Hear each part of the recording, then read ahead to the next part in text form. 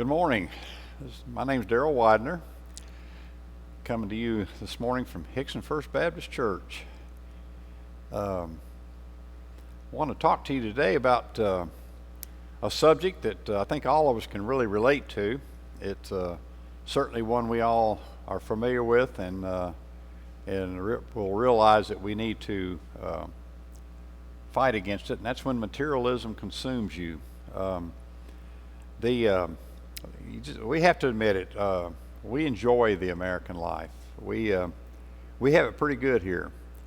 The bottom 10% in America is better off than some countries, in a lot of countries, and even better than the top 10% in some of those countries.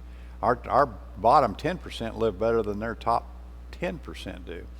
So we have an awful lot to be thankful for. I know when you're living around it, maybe you don't always look at it that way, but we really are.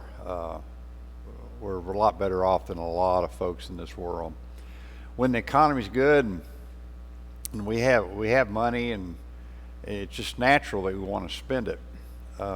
You've heard the old expression that if we spend what we make. It sure seems like that. That's so true in most people's lives. It's only natural. That's kind of natural if you have money to want to spend it on something. There's just, it's not unusual for people to enjoy things. A lot of times things they don't really have to have, they just want. But that's a lot of times that's why we work, to not only make ends meet, but sometimes to have a little extra and do something maybe a little not needed with it, just something we enjoy. And also, it's what you have is a lot of times it's a matter of speculation, perspective. I remember when the Clintons got out of the White House. I remember Hillary Clinton say they were broke. I think we all know that was not true. She just may not have had as many millions as she wanted. She just but in her mind, she was broke because her lifestyle was such that she was used to talking in millions, like me and you may talk in hundreds or thousands. So, it's a perspective. A lot of people have a lot more than others, and a lot of people do an awful lot with what they have, with what little they have. So when we try to save or cut back on spending it, a lot of times the first thing comes along is advertisers telling us they've got this new product that we can't live without, and we need what they're selling, and then everybody else has it, and we're convinced ourselves that we need it as well. We can't live without it, and a lot of times we cave to that desire to try to keep up with the Joneses, so to speak, and a lot of times that's not what we need to be doing with what we have, with what the Lord has given us. But you just have to pray about that many times to see what we do, what we should be doing with what we have. So here's some statistics. They're not too recent. They're from 2017, but just want to tell you, in America, we buy food, and nearly 40% of it gets wasted. I'm not exactly sure how they came up with these statistics, but they did. So, and a lot of that's probably making more than we really need, throwing away. I know when my kids were growing up, a lot of times their plate would be almost as full when they finish as when they started. But we waste nearly 40% of our food. We spend more on fashion accessories than college tuition. I thought that was kind of odd, but our children have nearly half the world's toys. That's unbelievable if you think about it. Our children own nearly half the world's toys in a world that's 7.5 billion, and we're a country of 350 million, so maybe a third of 1 billion, and then we consume 50% of the world's toys. That's unbelievable. Homes in the U.S., in the United States, has more TVs than they do people. there's more televisions in people's homes than there are people that live there. I know that's true in my household. The average debt in America in 2017 was $7,500. I know a lot of people have quite a bit more debt than that, and fortunately there are those that have less debt than that, but that's an awful lot of debt for people to have to deal with in their lives, on top of everything else that they have to make ends meet. These things we consume, all these things we consume appear to be consuming us at times. God wants us to enjoy life. He has no problem with that. But He has a far better and more satisfying way to enjoy life than going out and spending money. But that doesn't mean He doesn't want us to take a vacation. He doesn't want us to buy something nice if we can afford it. But His approach has nothing to do with possessions, but has everything to do with our love for Him. And if we have the proper love for Him, that gives us a whole new perspective on how we spend our money. In 1 John 2, chapter 2, verses 12 through 14, he sets the stage by reminding believers, both young and old, who we are in Christ. Christ's followers are those who first and foremost know God and love Him. And he reminds us of that. And when he says young and old, I think he's probably talking about not only in age, but in your spiritual maturity. A lot of times the older you get, the more mature, the smarter you are in how you spend your resources. Not always true, but hopefully that's the case. And the more we know God and the more we love Him, the more we want to do for Him, which usually involves following His ways almost completely and not so much the world's. I want to read out of 1 John chapter 2, verses 15 through 17. Let's see what John has to say about this.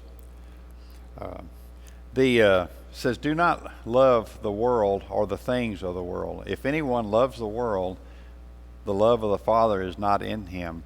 For everything in the world, the lust of the flesh, the lust of the eyes, and the pride of one's possessions is not from the Father, but from the world.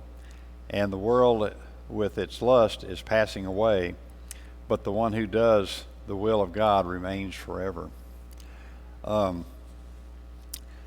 John's not saying you can't. He has a statement somewhere else. I think it's John 3:6 says, "For God so loved the world." He's telling us not to love the world. That there's a difference in how he uses the word world. Humanity is considered the world, part of the world. The physical earth are an evil system under Satan's control. They all are make up of the world. Humanity, the physical part of the earth, and the system that runs the earth. So we are to love the people of the world, even as Jesus does, but we are not to love the evil and sinful things that surround us. In fact, John made a strong statement: we can't love the world and God at the same time. And I think the more you think about that, the more you realize how true that really is. John identifies 3 ways the world entices us to seek contentment, fulfillment apart from the Father. And the 3 things they list is the lust of the flesh, the lust of the eyes, and the pride of our possessions. The lust of the flesh causes us to think about, causes us to think of misusing sex, but this lust is much broader than just sexual sin. It captures the idea of fulfilling any of our natural desires in the wrong way, and we have several, if you think about it, desires, natural type desires that we could fulfill in the wrong way. That's the lust of the flesh. The lust of the eyes has to do with our mental appetites, I guess. the lust of the flesh has more to do with our physical appetites. The lust of the eyes has more to do with our mental appetites. And we might think of books, movies, or other forms of amusement that excites our minds and eyes. But that is certainly a way that we can be tempted. And the pride of one's possessions is the third thing he mentioned. We can lump anything that causes us to focus our attention on ourselves rather than Christ into that category. It's about making ourselves number one with our things instead of God. If you think about it, even when the first sin was committed in the garden, it included these worldly attitudes. There was the fruit looked good to Eve. That was the lust of her eyes. She had the lust of the possessions that would make her wise. The devil convinced her, the serpent convinced her that it would give her wisdom, and that would have been the pride of her possessions. And the lust of the flesh was the woman saw that the tree was good for food. So she gave in to all three of them right there, and it's pretty telling that it started in the very first sin of the world, and still very, very much being done even today. And the fact that she took of it and shared it with her husband, that was, he gave into it as well. Basically, he listened to her. Our craving for stuff reflects our eagerness to satisfy our desires. That's just something we have to fight against. That attitude is so prevalent today. It's all about me. What can you do for me? How can I be satisfied? We talk about instant gratification. It's all about us. This is a kind of a futile way, because of these things that consumes us on a daily basis. They'll ultimately disappear. They'll go away. They're not going to be around forever. The world, and with all of its lust, is passing away day by day by day, and someday we will not have to worry about it, because it will not be here. In 1 John 3:16 through 18, read that real quick. It says, "This is how we have come to know love. Jesus laid down his life for us. We should also lay down our lives for our brothers and sisters. If anyone has the world's goods and sees a fellow believer in need but without compassion for him, how does God's love reside in him if he feels that way? Little children, let us not love the world. Let us not love in word or speech, but in action and in truth."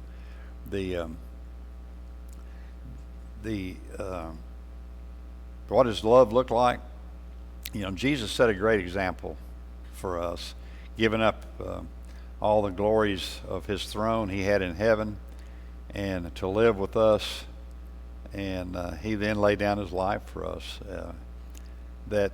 He had an awful lot going for him in heaven. He didn't have to do that, but he loved us enough that he did, and because of that, we have hope in the future of living with him forever and ever and ever.